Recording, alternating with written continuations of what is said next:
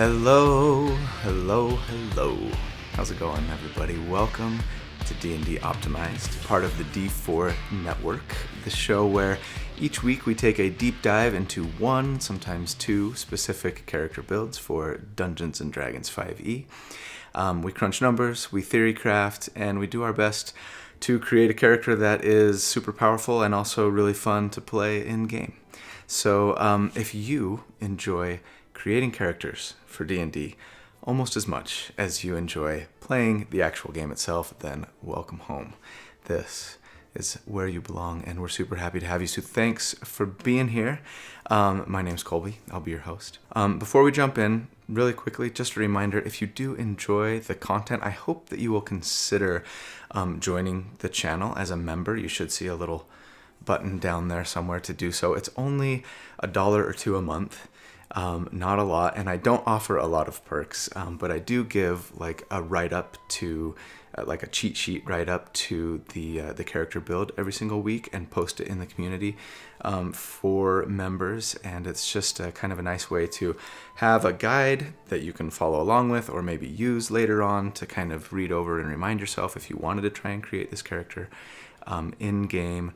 Again, mostly it's just a way for you to support us and, help us create more and better content. So anyway, thank you for those who have joined. Thank you for those who are about to join here momentarily. And for everybody else, thank you for being here anyway. And I love you. And thanks for subscribing and commenting and liking and all the things that you guys do. Let's jump in. So, D&D, as I think we all know, is a game meant to be played with your friends. In my opinion, the only thing better than planning out your character for a new campaign, even a one-shot, is planning out two characters for a new campaign with your friend. One for them, one for you. And sort of intentionally building, a couple of characters to synergize really well with each other and play off each other, right? For that reason, a long time ago, time ago for this channel anyway, I started occasionally doing these sort of team-up builds or duo builds. I've always been a little surprised that they haven't been more popular than they are, actually, to be honest with you, other than the Necromancer and Oathbreaker build that I did a few weeks back. But other than that one, I've also done, in case you're interested and haven't seen it yet, the Wizard Druid kind of area of effect / area of control, Brainy and the Beast team-up build, the double Hexblade Yin Yang build that Dallin and I actually played in our 10,000 subscriber gauntlet to great effect, I think. And also the Rogue Cleric Battery in the Blender team up. That was a lot of fun. So anyway, check those out if you're interested in more of this kind of content and you haven't seen them yet.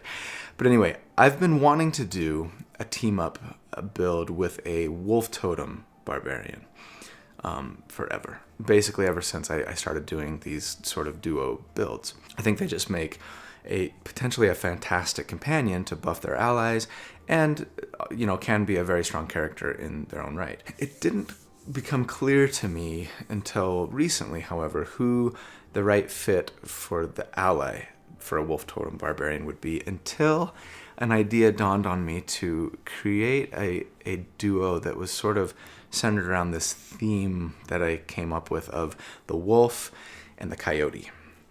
One sort of a more serious hunter, a leader of the pack.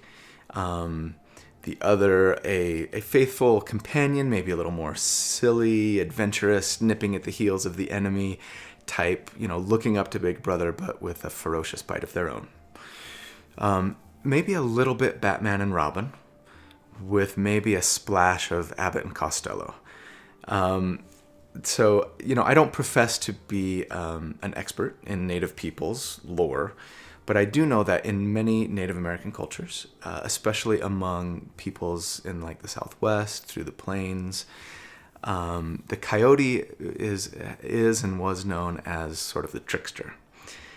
And I think if any class in D&D were to represent a trickster archetype, it would have to be the rogue.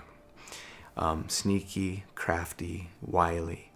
And there's one rogue subclass in particular that I think especially fits the bill. I'm sure many of you can probably guess where I'm going with this. But so ultimately, this build is meant for, you and your friend, where one of you wants to play maybe a little bit more of a tanky, harder to kill frontliner that wants to both sort of protect but also lead their friends in battle, and while also dishing out some pretty significant damage themselves.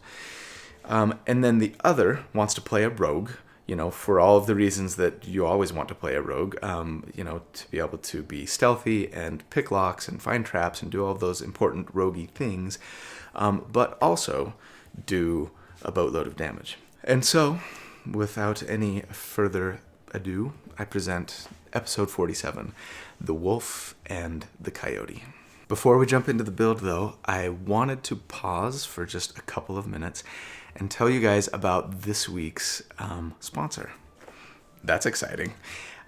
So there's this company that's just a little bit down the road from me, actually, here in Utah, and they're called Homebrew Games. They make some pretty fantastic homebrewed TTRPG stuff.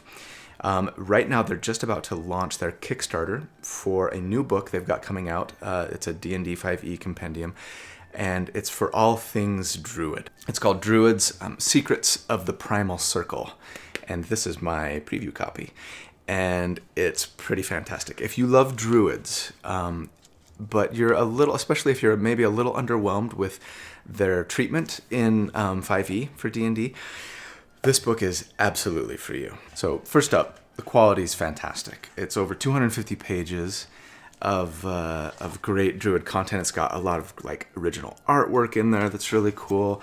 All kinds of stuff we're talking new lore on Druids, on their origins, on their adversaries, including deities, even an in-depth look at why Druids have an aversion to metal, for example, a greater exploration and expansion of the Druidic language and uses for it that I've actually sometimes made fun of a little bit in past videos for the lack of use and utility, right, for it. All kinds of stuff on Druidic councils that you can join and potentially rank up in and gain perks by doing so. New spells, a new almost bestiary with lots of different kind of new monsters. Tons of new subclasses. And one thing that I kind of wanted to highlight actually today, an entirely new class that might be my favorite thing about the book so far. They're called Dire Druids. And this is a great little snapshot of a Dire Druid. The Dire Druid is awesome. If a paladin is basically a cross between a fighter and a cleric, the Dire Druid is like a cross between a druid and a barbarian. So they're a caster, but they have more sort of a martial and savage focus than the existing 5th edition Druid does, right? Let me give you just a very quick 30,000-foot preview of the Dire Druid here.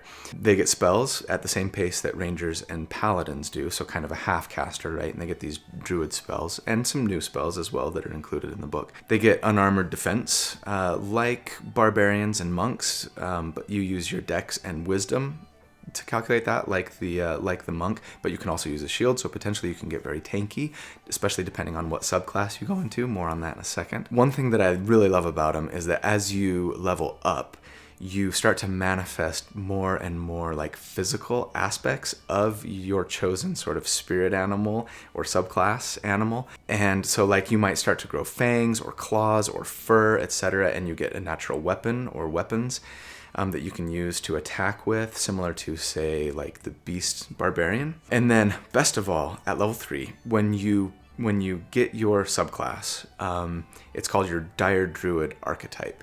And you basically choose a spirit animal whose form you start to represent more and more fully until you finally reach level 15. And at that point, you kind of almost become a were beast, were version of, whatever your spirit animal is. And there are a ton to choose from. Literally, you have just a few examples. The bat. Eventually, you'll be able to fly as a bat. You get blind sense, among other things. The spirit of the bear gets to be really tanky, but they're also great grapplers and damage dealers. See, I told you bears could grapple. Spirit of the elephant.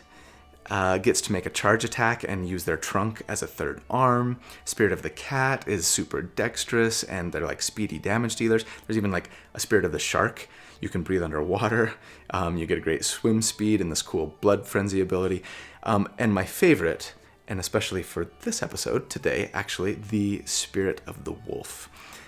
You get great tracking abilities, you get additional movement speed, and best of all, you get the Pack Tactics feature for advantage and an ability to knock targets prone, which just really makes me want to play an Elf Dire Druid of the Wolf so I can get Elven Accuracy and triple advantage all the time at level. Anyway, the Kickstarter for the book officially launches July 20th of 2021, so that's a little less than a month as of this recording anyway. I will put a link to the Kickstarter page in the video description and also right here. So please go there, click on Notify Me on launch. There's a little button there, and then you can be notified once the Kickstarter officially launches, and I'd love it if you guys would consider backing them. I think it's a great little project, and let them know even how you heard about them if you do decide to do that, so they'll feel like their sponsorship here was money well spent. I will be mentioning the book a couple more times in the coming weeks as we get closer to, and then they actually launch their Kickstarter. So look out for that. I'll probably highlight a couple of different things that I love, in a couple of different videos. But anyway, that's it for that. Thanks, Homebrew Games. Go check them out, and let's jump in to the builds. All right, at level 1, we got 2 characters to go through here, so I'm going to try and talk fast, and I might be skipping or glossing over some things. Level 1, we're starting with the Wolf. So for your class, you're going Barbarian, of course. For your race, I would suggest Variant Human or Custom Lineage. We want several feats, and starting with a free one is just too hard to pass up. I would prefer Variant Human here, I think, because I want +1 to 2 stats instead of +2 to 1. But Custom Lineage potentially gives us Dark Vision, which is really nice, and we might want to go small, and Custom Lineage lets us be small or medium. I'll talk about that a little bit more later, but just keep it in mind. I'm going to assume we're going Variant Human. For the free feat that we get, I would recommend taking Polearm Master. This character will be decently tanky and will actually be trying to direct enemy attacks towards them. But despite that, we are going to try and be optimizing them for damage. Your wolf doesn't want the coyote to just be doing all of the damage, right? Obviously, you could go tankier. I'm actually going to have a tankier version of the wolf build that I'll talk about in the final thoughts. So stay tuned for that if you want to check that out. It would do less damage overall, but it'd be a lot harder to kill and have some additional protection abilities and things like that. So as for us, right now, we're taking Polearm Master. Polearm Master is a fantastic feat that I have used several times, obviously, in several builds, but I haven't used it for a minute, actually. But it's great. You basically are going to pick a glaive or a halberd as your main weapon, and it lets you get a bonus attack with the blunt end of that glaive or halberd, or the butt action at the butt of the halberd or glaive, as we fondly like to refer to it at our table.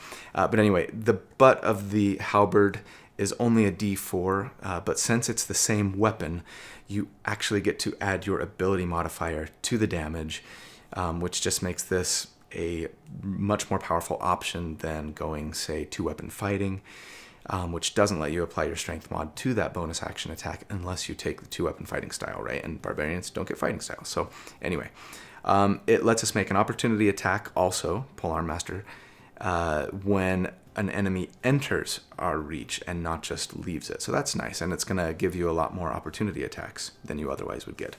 As far as abilities go, I'm assuming that you're doing point buy for your ability scores as usual. I would recommend starting with a 15 strength, taking a +1 to that for 16, a 15 constitution, +1 there for 16, and a 14 dexterity. As for equipment, I'd recommend going the gold buy route here and buying yourself some scale mail and a halberd or a glaive. And of course, any other necessities that you may have. Now, at level 1, barbarians get the unarmored defense feature. For us, it's a trap. So unless we're going to be in a story moment where we're fighting without armor, you're not going to rely on it here. Scale mail plus our dexterity, our +2 dexterity, gives us a 16 armor class right now. And that is better than the 15 we would have if we were naked. And so I know it's tempting, but this time, anyway, don't go naked. I know it's tempting, but nobody wants to see that loincloth, man. Barbarians also get Rage, of course, at level 1, that quintessential barbarian ability. Twice per long rest for now. As a bonus action, as long as you're not wearing heavy armor. You have advantage on strength checks and saving throws. You have resistance to bludgeoning, piercing, and slashing damage. And keep in mind, for most monsters in D&D 5e, that is most damage, right? Most of the damage that most characters take in D&D is bludgeoning, piercing, or slashing. That may be different at your table, especially if your DM likes to really try and find ways to make life difficult for you. But that's great. That's going to be resistance to most damage that you'll be taking in the game. But also, when you make a melee attack with strength, you deal extra damage that scales with barbarian levels, right? Right now, it's just a +2. It will go up later. While you're raging, you can't cast or concentrate on spells. Big drawback. It lasts 1 minute, and it ends early if you go unconscious or you haven't taken damage or attacked something on your turn. So make sure you carry like some javelins with you so that you can throw them at an enemy if you're out of melee range after you've raged, you know what I mean? So you don't lose your rage.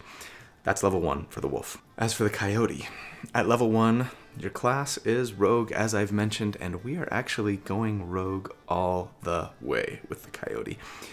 This is a gift for those of you always asking me to do a non-multi-class build.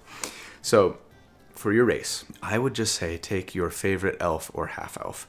I don't think it's super important, actually, for the build which one you choose. I would probably go half-elf, wood-elf, just because half-elves are great because you get an extra ability score increase, right? You get a +2 and a +1 and a +1. And I just really like wood elves ever since I read The Hobbit as a little kid. I don't know. But they do get 35 feet of movement speed, which is nice. If you don't care that much about the extra +1 to an ability score that you get from half-elf, my favorite elf option would probably be the Pallid Elf, actually, if your DM allows the Wild Amount book. They get advantage on investigation and insight checks, which is incredibly handy. And you even get some nice spells for free, including invisibility. And what rogue wouldn't want to be able to make themselves invisible once per day for free? So as for abilities, assuming point buy, I would say go 15 dex +2, 15 con +1, so you're actually starting with a 16 constitution, which is great, and a 13 wisdom +1, so for 14. I like having a high-ish wisdom on my rogues, not just for the saving throws, which is nice, but also to increase your perception and let you more easily find traps and hidden doors and things. As for equipment, just take fairly standard stuff, a couple of short swords, leather armor, thieves' tools, etc. And then at level 1, rogues get Thieves' Cant, which is kind of their cool roguish language, essentially, that can be fun for roleplay and utility sometimes. And then you do get that quintessential rogue ability, Sneak Attack. Once per turn, that's important. You get an extra 1d6 of damage that scales every 2 levels by an extra 1d6 to one creature you hit with a finesse or ranged weapon attack, so long as you either have advantage or there is essentially an ally of yours next to the target that you're attacking. And that's level 1 for the coyote. At level 2, for the wolf, barbarians get danger sense. So that's going to give you advantage on dexterity saving throws against things you can see, like traps and spells. Quite nice, actually. And then you do get Reckless Attack, which is just a really great ability. When you make your first melee attack on your turn, you can decide to attack recklessly, giving you advantage on all the attacks that you make this turn. Coincidentally, that verbiage is important. This means you don't still have advantage on opportunity attacks, as you make those as a reaction during someone else's turn, right? So it's on this turn, on your turn, you have advantage. But anyway, in return, enemies have advantage on attacks against you until your next turn. And for us, for this build, both of these things are actually good. Advantage on attacks is obviously a nice benefit, and advantage for enemies against us is sort of our first soft taunt. I talk about taunts a lot when I'm talking about tanks, right? And essentially what I mean, it's kind of a video game online RPG term, really, but it's basically something that you do that encourages enemies to attack you instead of your friends. And it's good to have if you're trying to play this archetype, right? This is a little bit of a painful one because it means, yes, they're encouraged to attack us, but they're going to do more damage to us than they otherwise would because they're going to have advantage. Still, it's a great way to encourage enemies to not attack your little trickster coyote friend and to attack you instead. And we do have resistance to most damage that we're going to be taking in game, so I don't feel too bad about it. But anyway, at level 2, the coyote gets cunning action, like all rogues do, and this means that you can, as a bonus action, dash, disengage, or hide, and usually those take your action, so that's really nice for rogues. At level 3, for the wolf, you get your primal path, your subclass, and we, of course, are taking the path of the totem warrior. I like to think of totem warriors as almost a barbarian shaman. The path of the totem warrior, we read, is a spiritual journey, as the barbarian accepts a spirit animal as guide, protector, and inspiration. In battle, your totem spirit fills you with supernatural might, adding magical fuel to your barbarian rage. Yours is a path that seeks attunement with the natural world, giving you a kinship with beasts. At 3rd level, when you adopt this path, you gain the ability to cast beast sense and speak with animal spells, but only as rituals. So nice flavor there, and those spells are, some great little utility for us. You have to choose your totem spirit, and of course we are going with wolf. You must make or acquire a physical totem, object, or amulet, or something similar, that incorporates fur, feathers, claws, teeth, or bones of the totem animal. I love this. And at your option, you might also gain physical attributes reminiscent of your totem spirit, which is amazing. It kind of reminds me of the little dire druid we were just talking about. So how would you alter yourself to represent the wolf? I want to know. Let me know in the comments. Pointy ears, lots of body hair, fangs, yellow eyes. Give me some good ideas. But with the wolf as your spirit animal, while you are raging, your friends have advantage on melee attacks against enemies within 5 feet of you. You are a leader of hunters. Now, keep in mind that even though your use of a glaive or a halberd here lets you attack with reach, right, a 10-foot reach, you're going to want to be standing close to at least one enemy, right, within 5 feet of at least one enemy so that your coyote can get advantage against them.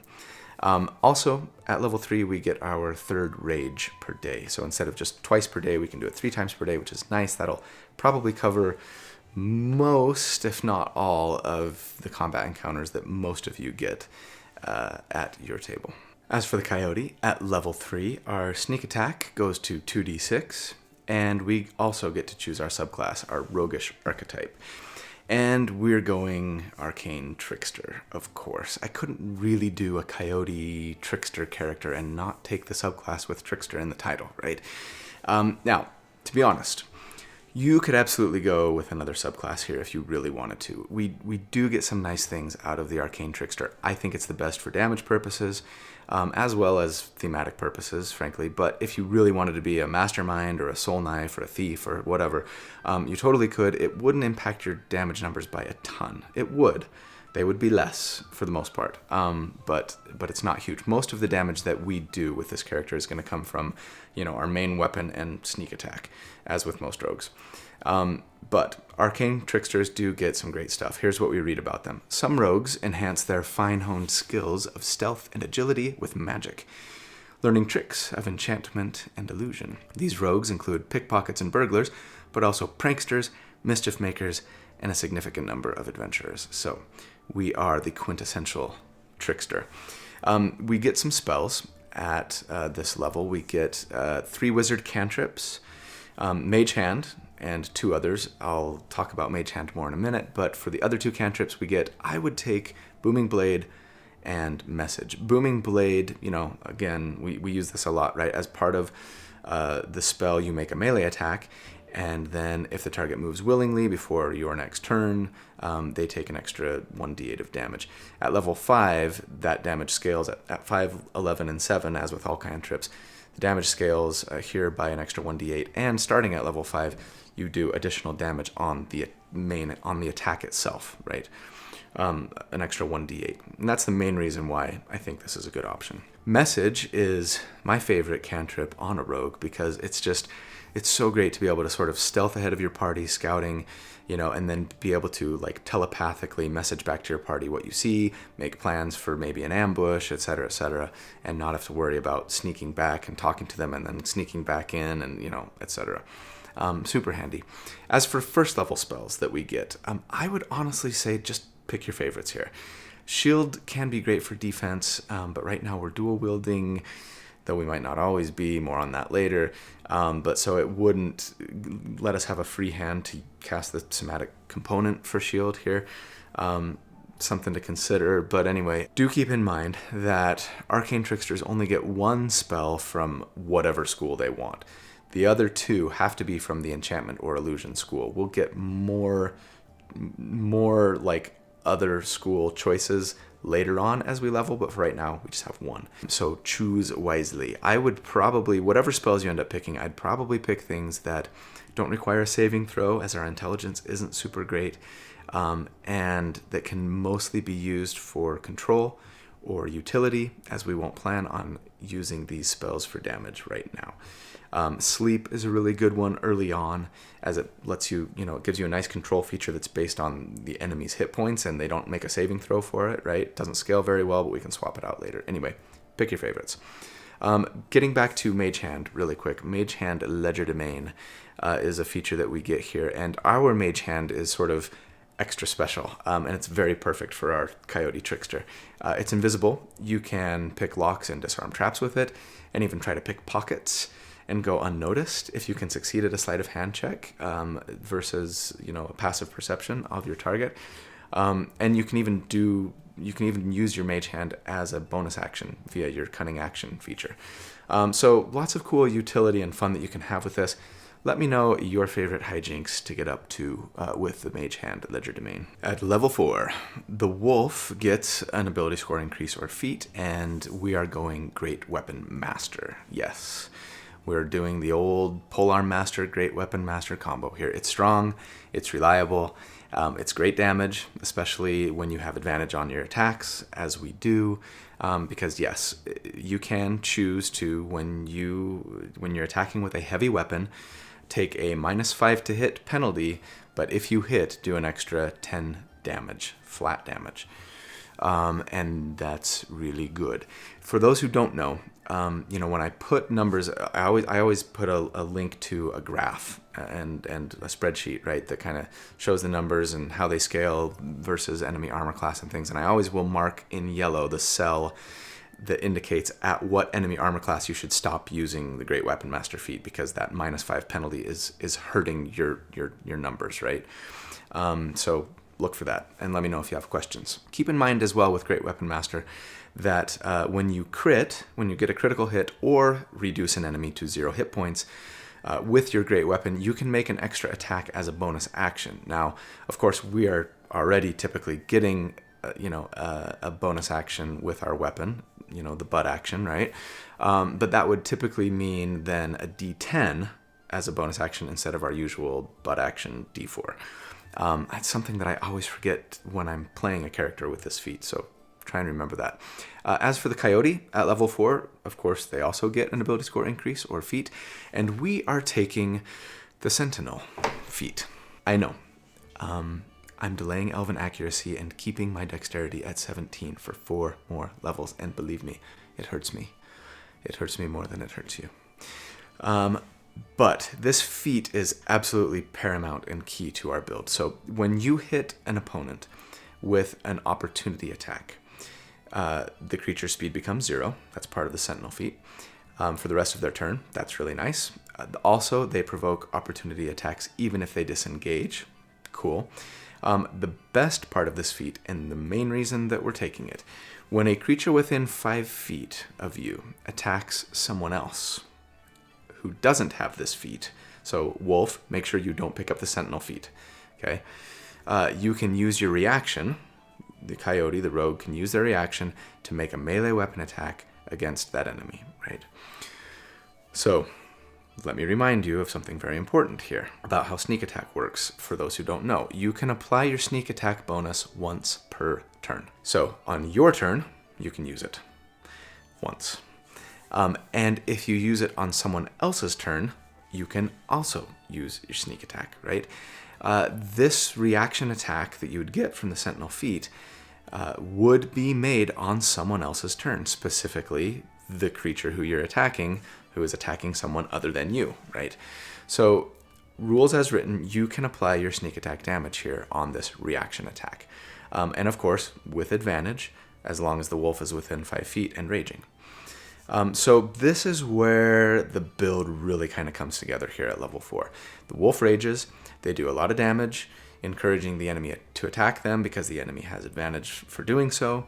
The coyote stands next to the wolf, attacks the same target, also with advantage thanks to the wolf totem feature, using 2-weapon fighting, making an offhand bonus action attack for a little extra damage, applying their sneak attack, right, on whichever one they hit. But then when the enemy attacks the wolf, because the wolf is so easy to hit, coyote gets to make an attack as a reaction. Note, this is not an opportunity attack. It's just an attack made using your reaction. Again, this reaction attack is made with advantage, and you get to apply your sneak attack damage. Now, there is a potential problem, or at very least something that you're going to want to discuss with your DM here, right? Before you play these characters. Is your Dungeon Master going to metagame you here? We discussed in my Sliding Into My DMs episode last week. I think I still have one card left. That might be the last one. We talked about metagaming. I think it was a great conversation. I really enjoyed it. But part of that conversation was a discussion on, do DMs metagame sometimes, or can they? And, I think some Dungeon Masters like to sort of treat D&D as a tactics game that they are playing against their characters, right? And they might counter their players by bringing monsters with abilities sort of specifically designed to counter their players' strengths. Or in this case, maybe by intentionally not attacking the barbarian with their monsters because they don't want to provoke that reaction attack from the rogue, things like that. Somehow the monster, I guess, magically knows that if they attack anybody else, the rogue's gonna stick them with the short sword. Personally, I don't think that's a great way to DM, but you may disagree, and that's okay. And more importantly, your Dungeon Master may disagree. So figure it out beforehand. Let them know that this is kind of the setup that you're going for. This is how you're designing these characters with this sort of, synergy in mind. And make sure that they're on board. I'm not saying that they have to agree to promise to only always attack the barbarian every single time in combat or anything like that. But if they're going to make this tactic difficult to use reliably and be like, if the rogue's nearby, I am never attacking the barbarian because that's going to be bad for my monster. If they're going to take that attitude, you might want to consider using different characters or getting a different Dungeon Master. At level 5, for the wolf, barbarians get fast movement, which gives us 10 extra feet of move speed while we're not wearing heavy armor. Super nice and handy. And then, of course, we get extra attack. So now we get 3 attacks per turn, right? 2 with a D10 when we take the attack action, and then 1 with a D4 with the butt of our halberd. Solid. By the way, of course, all 3 of those can use the Great Weapon Master feat, right? At a -5 to hit, +10 to damage, even the butt action. As for the Coyote, at level 5, our sneak attack goes to 3d6, and we get Uncanny Dodge. So this is a great survivability feature, right? When you are hit by an attacker that you can see, you can use your reaction to have the damage against you, period. That's really nice. But remember, you won't get to take your Sentinel reaction attack if you use this. So I'd probably personally just save it for when you take like big hits or maybe like a critical hit, or you're really low on health. or you're not standing next to your wolf for some reason, something like that. One thing to keep in mind as well here, our tactic's going to shift a little bit because at level 5, Booming Blade now does 1d8 of damage on the initial hit. And so for that reason, the math dictates that we change from 2 short swords to a single rapier. And we just, as our action, we don't take the attack action and thereby get a bonus action attack with the other short sword, right? But we just make one Booming Blade attack that's now going to do an extra d8. We still can apply our sneak attack damage when we hit. One nice thing about this, too, is that it frees up our bonus action for potentially some Mage Hand hijinks, or a dash, or a disengage, or a hide, or something like that if we want to, though most of the time we're going to want to just be standing next to the wolf, right, to make sure that we're getting that reaction attack when it presents itself. At level 6, the wolf is going to make a little bit of a shift here. So there are some things that we are lacking on this character that I would like to address. We do good damage, but we could use a little more survivability, I think. And while we have one way to encourage enemies to attack us by giving them advantage for doing so, it's not as strong a taunt as I would like. So I want to make it easier on your DM and give them more reasons to attack you. So we're gonna take some fighter levels here. Our shaman has decided, for whatever reason, that they could use a little more formal martial training. Perhaps they join some sort of military training regimen, or guild, or city watch, or something like that. In particular, there's a bit of a noble or chivalrous flavor to the training that they're receiving. And that might make our wolf feel a little bit more like a fish out of water, which could lead to some great story or roleplay moments, I think, actually. But anyway, at level 1, fighters get a fighting style. I think there are 3 good options to consider. If you wanted to just focus on your damage, you could take the Great Weapon Fighting style here, which lets you re-roll 1s and 2s on your damage rolls that we're making with our glaive or halberd. It's not a huge bump on average, but it's not nothing. Something to consider.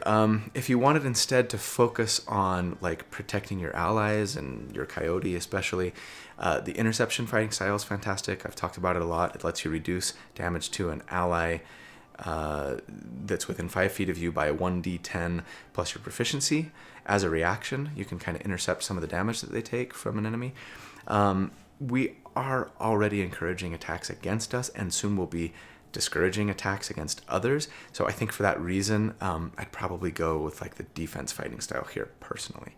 It just bumps your armor class by 1 if you're wearing armor. So assuming we can afford half plate by now, that means we're at an 18 armor class, which isn't amazing, but considering that we'll be taking half damage on most attacks that hit us, and that we've got a pretty good amount of hit points with all of our barbarian levels, they are the only D12 player character, right, in game, I feel like we're in a decent place survivability-wise. That said, to play this duo in the way that I'm recommending it, and assuming that your DM is on board and making lots and lots of attacks against the wolf, you might want to have somebody with some decent healing capabilities in your party, or consider going with the tankier version of the wolf, again, that I'll talk about in the final thoughts. At Fighter 1, we also get Second Wind. Once per short rest, we can, heal ourselves for 1d10 plus our fighter level. It's not amazing. It's not bad, especially for us, as most of our hit points kind of count as 2 hit points for other characters, thanks to the fact that we'll have resistance to so much of the damage that we'll be taking. As for the Coyote, at level 6, Coyote kind of laughs and snickers at the uppity, formal military training that Wolf is receiving. They scratch their head and shrug and just continue on with their trickster ways. So at level 6, rogues get expertise. It lets you pick 2 skills that you're proficient with and double your proficiency bonus for them, or 1 skill and your proficiency with Thieves' Tools. If it were me, I'd probably go Stealth and Thieves' Tools, I think, as I think those are maybe the most important for a rogue, at least when I play a rogue, the way I play a rogue. You could make arguments for Perception, for Investigation, for Sleight of Hand. This is fantastic. It makes you better at being good at what rogues are supposed to be good at. Time for our first damage report. So at level 6, Tactically, it's going to look like this. Wolf is making 3 attacks, 2 with a d10, 1 with a d4, all with advantage, plus 10 to damage if it hits, plus 3 for strength, plus 2 for rage. Coyote makes 1 booming blade rapier attack on their turn for 2d8 total, plus 3d6 sneak attack, plus 3 from dex. And then as a reaction, yes, I'm going to assume that you're going to get your sentinel attack because the enemy is attacking the easy to hit wolf, since they have advantage. Or, of course, there may be another ally. There's probably more than 2 of you in a party. You might have another friend that's standing next to you as well, and they could get attacked by an enemy, and maybe you make your reaction against them. Anyway, I'm assuming we're getting that every turn. Obviously, you're not going to get it every turn. So, adjust the numbers in your head accordingly. But when that happens, it is another d8 for your rapier, 3d6 for your sneak attack, plus 3 from your dexterity. Against an enemy with a 10 armor class, together the 2 of you would be doing 99 damage per round on average. And against an enemy with a 15 armor class, you would be doing 77 damage per round. Turning off the Great Weapon Master fighting style at an enemy 19 armor class or higher. I really wanted to hit that Centennial barrier and get 100. We only got to 99. Of course, that's average. And of course, had the wolf taken Great Weapon fighting style instead of defense, then you would get there. But anyway, we're looking pretty good. The only duo, the only team up build beating us right now at this level is the Yin Yang team. And again, I do keep a master comparison chart of all of the team up duo builds that I've done, so you can kind of compare this one to the others. Check it out in the video description. Wolf is actually outpacing the Coyote for damage here, at least at lower enemy armor classes, even with the Coyote's extra reaction and sneak attack.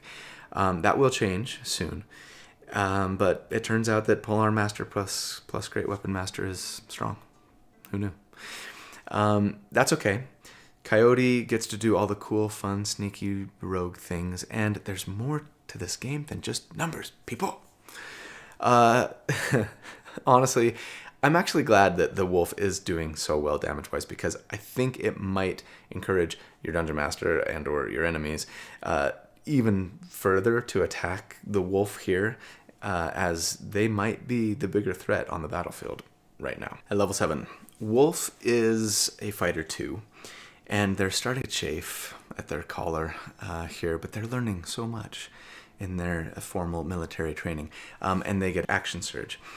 Action Surge, one of the strongest abilities in the game, I think. It gives you an extra action once per short rest. We probably use it for 2 more weapon attacks, right? Because we get to take our full action when we Action Surge. And since we have extra attack, that means 2 weapon attacks. So anyway, now we have suddenly some really great burst damage potential when we need it on demand, making 5 weapon attacks in a single round, all with plus 10 damage if they all hit, right? That's really good. Level 7 Coyote, your sneak attack damage goes to 4d6 now, and we get 2nd level spells as an arcane trickster, and we need to talk about that for a second. There are a lot of fantastic 2nd level spells here. Many of them are enchantment or illusion spells. So, what self-respecting rogue wouldn't want invisibility, right? Honor among thieves. I'll rely on my stealth skills when I must and cheat when I can. Thank you very much. Mirror image is great for our survivability early on. The 2 I want to focus on here are for damage purposes. Shadow Blade and Flaming Sphere. So which one of these you use for your concentration will depend on how your Dungeon Master answers this question. Can I use Shadow Blade to make a Booming Blade attack? Right? We've talked about this in the past, especially on my Bladesinger episode, but in Tasha's, Booming Blade was changed such that, rules as written, most people seem to agree that it does not work. You can't use Shadow Blade to cast Booming Blade, because Booming Blade now requires the weapon that you use in the attack to be worth at least 1 silver. I'm not going to get into it. I know people like to say why this would work, rules as written, blah, blah, blah. If you want to argue about it, please do so in the comments. I love it. It broke my heart. I still haven't recovered. But anyway, now, Jeremy Crawford himself, as some of you will probably mention, has essentially said that they didn't really intend to hurt Shadowblade by making this change, and that he would allow it at his table. But he also very much did not say that it works, that they work together, rules as written, right? So if you can use these two together, if you can make a Booming Blade attack with Shadowblade, then Shadowblade should be your new concentration spell, unless you just have an amazing magic sword, I guess, right now. But anyway, you will be happy. It's my favorite spell in the game because I love lightsabers. You basically, as a bonus action, you summon a shadowy blade that has the light, thrown, and finesse properties. Hooray for sneak attack and 2-weapon fighting if we wanted to. You have advantage on attacks in dim light or darkness. You should have advantage anyway thanks to your wolf, but if you're away from them or if they're not raging, if you're in dim light or darkness, you have advantage still. And on a hit, it does 2d8 psychic damage, which is nice. That is a rarely resisted damage type in game. So your go-to attack at this point would be, yes, to Booming Blade as your action with your Shadow Blade, and you'll enjoy the extra damage on your reaction attack as well. You'll get that 2d8 on your reaction attack. Now, if you cannot do this, and I'm going to assume that you can't when I'm crunching the numbers because I try to adhere to rules as written as much as I can, then you will continue to use Booming Blade with your Rapier, and as a bonus action now, when you have the spell slot available, use Flaming Sphere. Flaming Sphere is great. It's from the Conjuration School, so it's going to be your one non-illusion enchantment spell, though we will get another one at level 8. But anyway, as an action, that's actually the biggest drawback here. It costs an action to cast. You summon a 5-foot diameter, so 10-foot total, right? Flaming Sphere that does 2d6 fire damage to any creature who ends their turn in the sphere, barring a dexterity saving throw for half damage. Then, as a bonus action, on your turn, you can ram the sphere into an enemy, causing the save and the damage. Even though your spell DC isn't amazing, this is still a pretty great use of our bonus action for some extra damage, since we're not doing 2-weapon fighting anymore, right? And admittedly, the image of a fiery sphere, like darting all over the battlefield at your Coyote's direction, ramming into bad guys as they flee from it in terror, smoking and burning, is a pretty great image. And I think that the Coyote would laugh their tail off at it. Rogues at this level also get evasion, speaking of dexterity saves. And evasion is amazing when we have to make a dexterity save against things that let us take half damage on a save, like a fireball or a dragon's breath or many kinds of traps. We take half if we fail, and none if we succeed. So that's really great for our survivability. At level 8, the wolf's formal training is complete, and they graduate from doggy training school as a cavalier. So this is the main reason we're here in Fighter, and there are very few ways in D&D 5e to consistently, reliably, repeatedly give enemies disadvantage for attacking anyone other than you, which is a better taunt than what we currently have, right? The Cavalier has the only one that I think I haven't used in a build thus far in all the previous 46 builds that I've done. Cavalier may feel a little out of place with this character for some of you, as we are told that Cavaliers are equally at home leading a cavalry charge or exchanging repartee at a state dinner. They are usually born among the nobility and raised at court. So yeah, it may feel a little out of place. I think it could lead to some good roleplay moments and fun times. But anyway, I haven't even talked about mounted combat yet, right? I do have plans to one day do a full-on knight in shining armor, Riders of Rohan mounted tank build one day. That is not this day.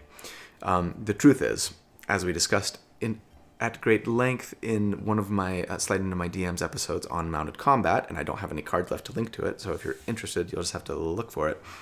Mounted combat in D&D can be complicated and problematic, right? There's a lot of questions that can come up about it. I don't love it much, personally, unless you're playing in a campaign that's very intentionally made for mounted combat, or at the very least is outdoors almost constantly, right? Horses are big. Now, you could get a medium animal as a mount if you wanted, and be a small creature, thereby allowing you to ride a medium creature as a mount. And that's why I said at the beginning that we might want to go small. I think the obvious choice, if you were going to do this, is to pick a wolf as your mount, if you could. You definitely have to work that out with your DM to make sure that they would support you in finding and training a wolf to ride as a mount, of course. It could absolutely be part of your character's story and development, and part of me loves the idea. I just kind of envisioned this character as like a big, commanding, stoic character, and now if you're 3 feet tall riding around on a wolf, it just kind of shatters that image that I had. But of course, this is your character. Make it how you want. Do what you want. If you want to be a small barbarian fighter riding into combat on a medium mount, then go for it. By default, we don't actually get a ton of benefits of having like a trained, controlled mount that we're riding in combat, which is what I assume that we're doing here, and not some kind of independent mount that's acting independently. But anyway, you do get some additional move speed from it, potentially, depending on what you're using as a mount. And, maybe something else to soak up enemy damage. But at this level, the only thing that Cavaliers get that kind of would make you think I want to go mounted combat is their Born to Saddle feature, which just gives us advantage on saving throws to not fall off our mount. And then if we do, we land on our feet instead of prone, and mounting and dismounting only costs 5 feet of move speed as opposed to half. So that's kind of nice if you want to do the mounted combat thing. We are primarily here for the unwavering mark feature that Cavaliers get. When you hit a creature with a melee weapon attack, you can mark them until the end of your next turn. While a marked creature is within 5 feet of you, they have disadvantage on attacks against anyone other than you. There's no limit to the number of creatures you can mark, so with our 3 attacks per turn, we could potentially mark 3 different targets each turn. We also get a special little attack if one of our marked targets does deal damage to someone else. Strength mod times per day, so that's 3 for us right now. We could, on our next turn, make a bonus action melee weapon attack. So a D10 as opposed to a D4 with advantage, which we should already have anyway. That does extra damage equal to half of our fighter level, so 1. Disadvantage is the really powerful thing that we wanted here. And now, we've probably got about as good a taunt as you can get in D&D 5e. Enemies have advantage if they attack us and disadvantage against our allies, right? If they're marked.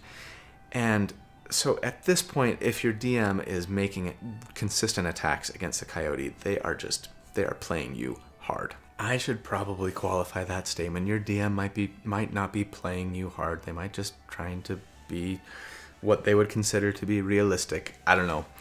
Worst case scenario, if your enemies are making attacks against the Coyote, well, at least they're doing so with disadvantage now, and your wolf got advantage on their attacks without suffering any negative consequences for it, I suppose. So anyway, ideally, though, the wolf is taking most attacks now, giving the Coyote that reaction attack that we so desperately want with this team up. Okay, Coyote at level 8, we get another ability score increase or feat. And we are taking Elven Accuracy. Yay, I finally get to scratch that odd-numbered itch. So Elven Accuracy gives us a +1 to our dexterity in our case, giving us an 18 dexterity. And then, of course, when we have advantage on our attacks, we get to roll an extra d20 to see if we hit. So now instead of 2 d20s, we're rolling 3 and taking the highest. This really increases our chance both to hit and to crit. And it's really great for our average damage per round, and it's fabulous. At level 9, the wolf is a fighter 4. You get an ability score increase or feat, and I'm going to bump our strength to 18. You don't have to keep going fighter here, but I really didn't want to wait 3 more levels to get our strength to 18. by going back to Barbarian. At level 9, the Coyote has their sneak attack damage go up again, so we're doing 5d6 now on our sneak attack. And Arcane Tricksters get the Magical Ambush feature, which is pretty cool. If we're hidden from a creature when we cast a spell on it, it has disadvantage on its save against that spell. Pretty cool, I think, if you can like start a fight in stealth, say, and then use like Crown of Madness on an enemy to control them, and then like have them start fighting with their companions, right? And then potentially like eliminate that enemy that you're controlling, or maybe even that enemy might kill off one of their companions and things before the fight even starts, and you can just kind of stay in stealth the whole time, do cool stuff like that. There are plenty of other uses, I'm sure, for this, but I really haven't built this character with a good intelligence score and therefore a lot of great sort of spell effect things. Feel free to let me know how you would take advantage of this feature. Keeping in mind that thanks to Cunning Action, you can potentially hide as a bonus action in the middle of combat, right? And then throw out a spell and give them disadvantage on the save. So, level 9 damage report. Pretty much the same as the level 6 for the wolf. They got a bump to their strength and proficiency, so they're going to do a little bit more damage, but mostly we went fighter to get some defensive and taunty abilities. The Coyote has picked up more sneak attack damage, better dexterity, better proficiency, elven accuracy for triple advantage, and a nice little spell for some fire damage as a bonus action. So, against an enemy with a 10 armor class and a +0 to their dexterity saving throw, on average you'd be doing 132 damage per round, and versus an enemy with a 16 armor class and a +6 to their dexterity saving throw, which is going to be really rare, but anyway, 111 damage per round. Still looking very strong versus other team-ups. The Yin Yang still has an edge, and now the Necromancer Oathbreaker starts to go to the moon on their damage, but we all know that build was more of a thought experiment than actually this could work in-game type thing, right? Right?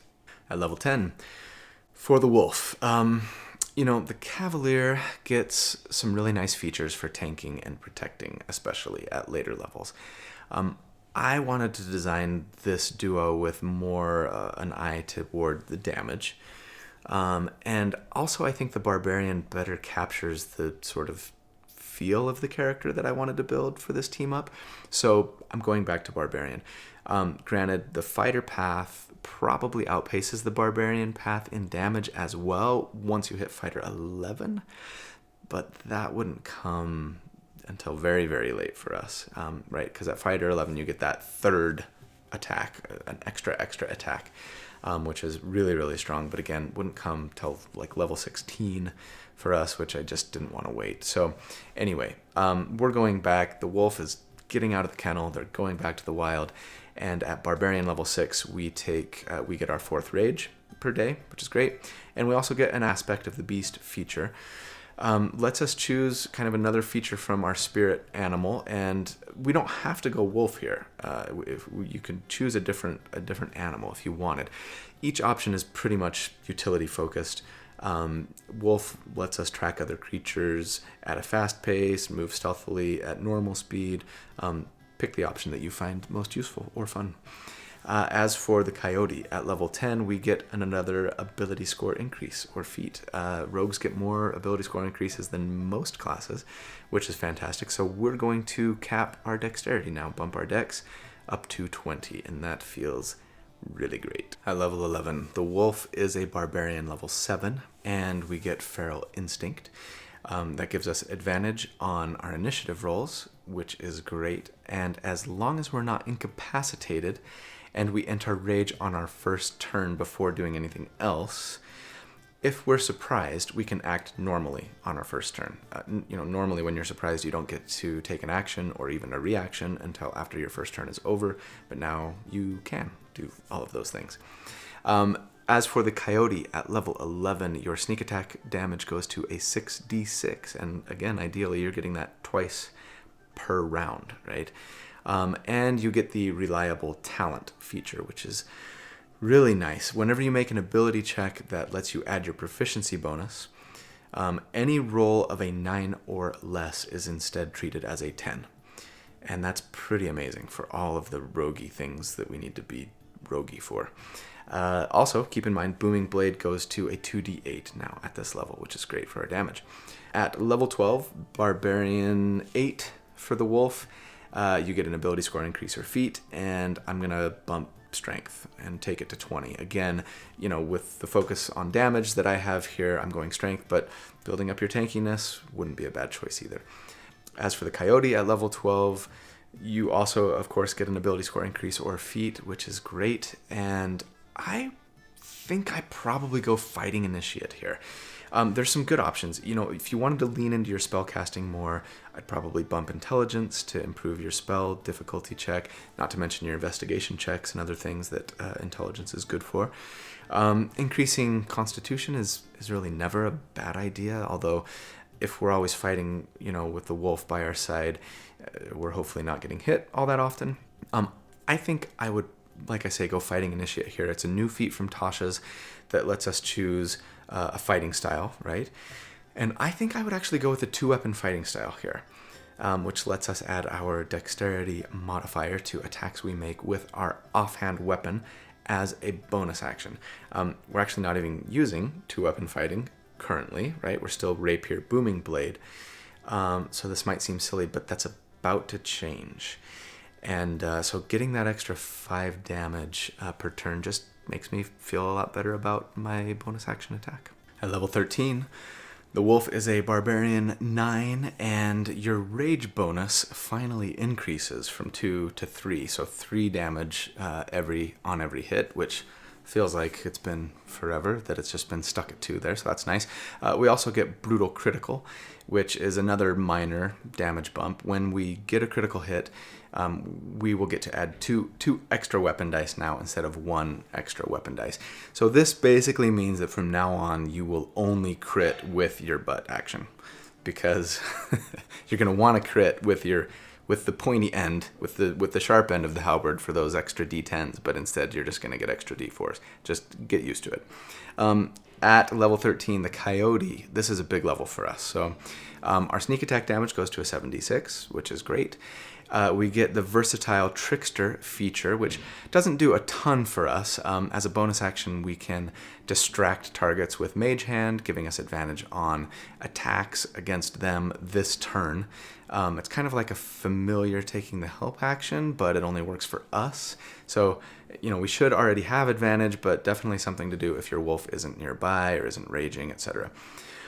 We do also get 3rd level spells now, and this is really important. So, of course, there are so many great 3rd level spells, both for in and out of combat. Illusion and enchantment ones to consider, I think, would be Catnap for a nice 10-minute short rest. That would be amazing during a dungeon crawl. Hypnotic Pattern is a great control option. But the 2 I'll talk about here are, 1, Fireball, right? So being able to stealth in to get vision on a group of enemies, maybe even casting invisibility on yourself just to make sure, right, that you go undetected. Finding the group of enemies, messaging back to your allies, right? Hey, here's where they are. This is what I'm seeing. Da da da da. When you hear the explosion, run in with weapons drawn, right? And then letting loose with a perfectly placed fireball from stealth, doing 8d6 fire damage in a 20-foot radius on a group of unsuspecting enemies who are all going to be making their saves with disadvantage because you're an arcane trickster. Just sounds like the best way to open combat ever, and it just makes me all wiggly with glee. Keep in mind that at this point, we only have 2 spells that aren't of the illusion or enchantment school. I would probably make this one of them. The second would be Spirit Shroud. You guys know I love this spell, and it's the reason that we make the shift back to 2-weapon fighting here.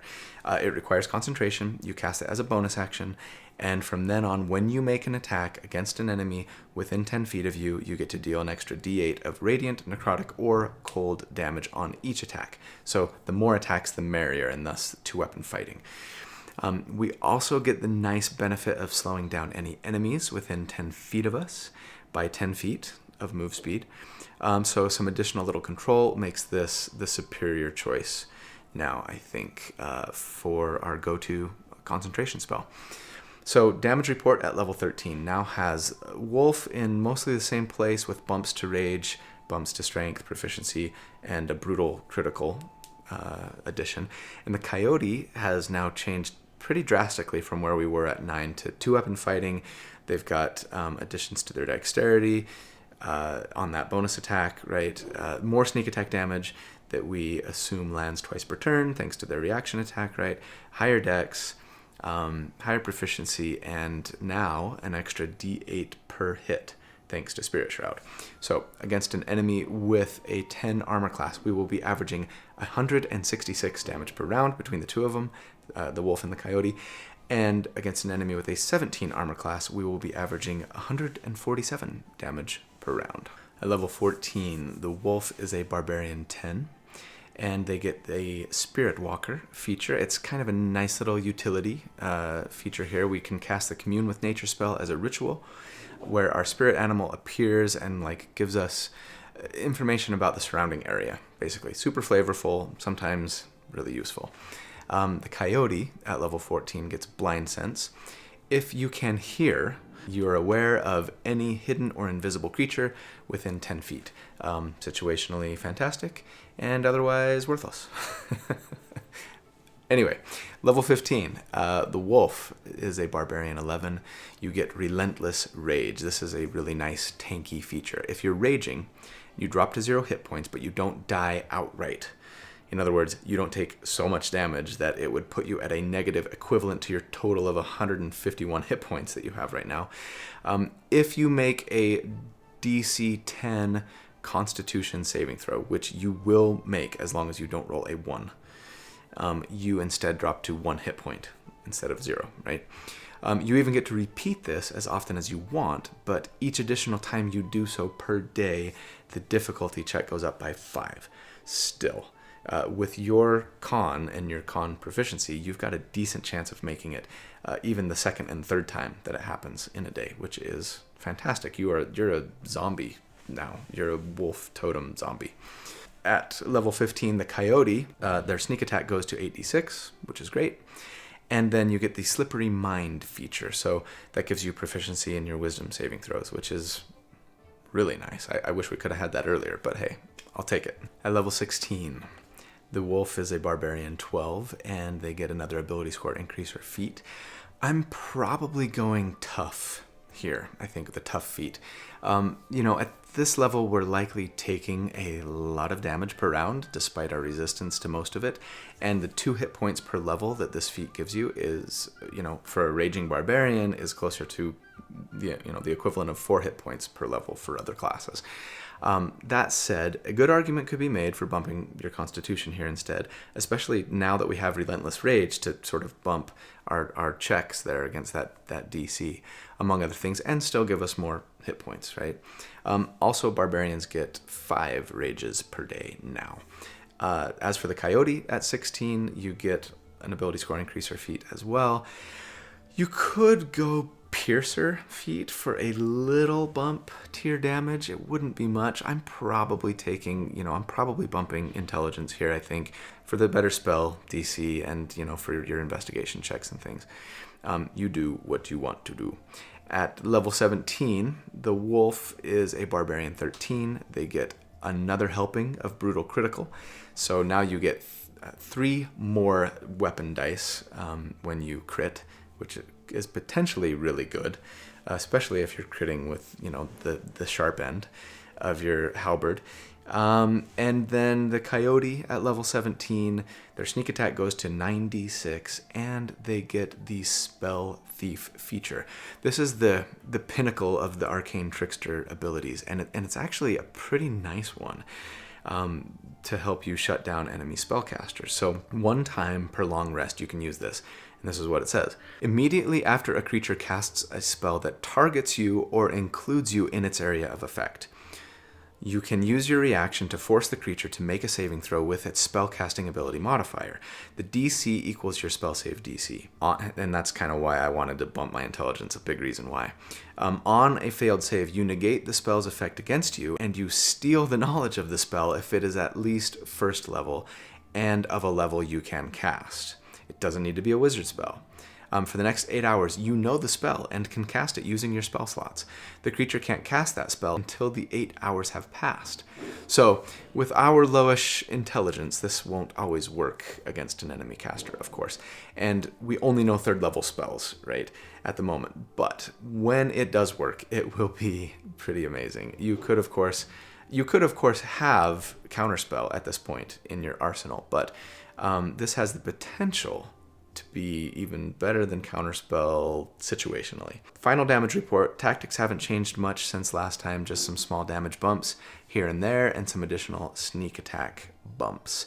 But against an enemy with a 10 armor class, on average we would be doing 185 damage per round, and against an enemy with an 18 armor class, it's 164 damage per round on average. The Coyote, by the way, is doing well over 100 damage per round, even at higher armor classes.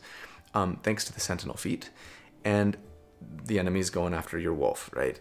The wolf isn't turning off, by the way, Great Weapon Master until an enemy AC of 23 at this point. So almost every enemy you fight, you're just going to leave that on.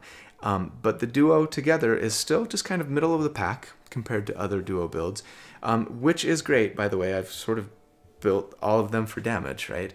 And we get a lot of versatility and utility and tankiness and things that those other builds weren't getting. So I feel pretty good about it. That's the build for the week. So final thoughts. I really, really want to play this duo.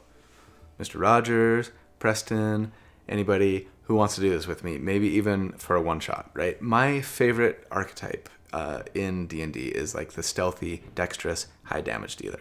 And my second favorite is like the tanky protector. This duo scratches both of those itches so nicely. And while, yes, the damage that they can potentially do is really impressive, my favorite thing about this team is how much they bring to the table besides damage, right? Every good party needs a rogue for stealth, for lockpicking, for subterfuge, trap finding, etc., scouting, right?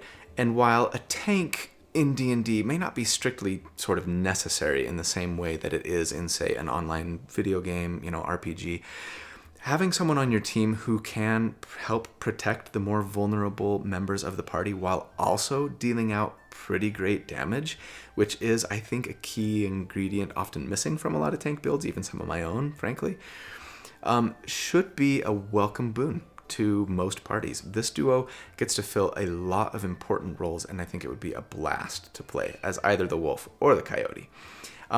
Speaking of tanks, I did promise a tankier version of the wolf character. So really quickly, it's not super complicated. It basically just reverses the cavalier and wolf totem levels. So you'd start at fighter all the way to 5 or maybe 6, take 3 levels of wolf totem barbarian, and then go back to cavalier the rest of the way. Probably using a shield and a one-handed weapon instead for, additional survivability and things.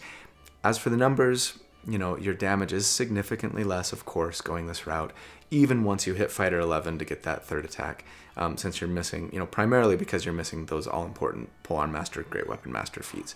But it's not horrible, and you do pick up some really great, protection-focused features from Cavalier that will let you be a better tank.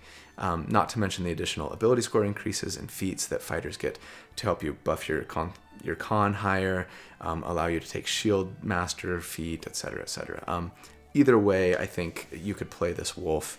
I liked the damage focused, barbarian focused version better, but if the fighter one sounds more fun to you and or more useful for what you need in game, I'd say go for it. Anyway, I love you guys. You're awesome. Thank you so much for watching. I really appreciate it. I hope you enjoyed it, and I hope you have a great week, and to talk to you soon. So until then, take care.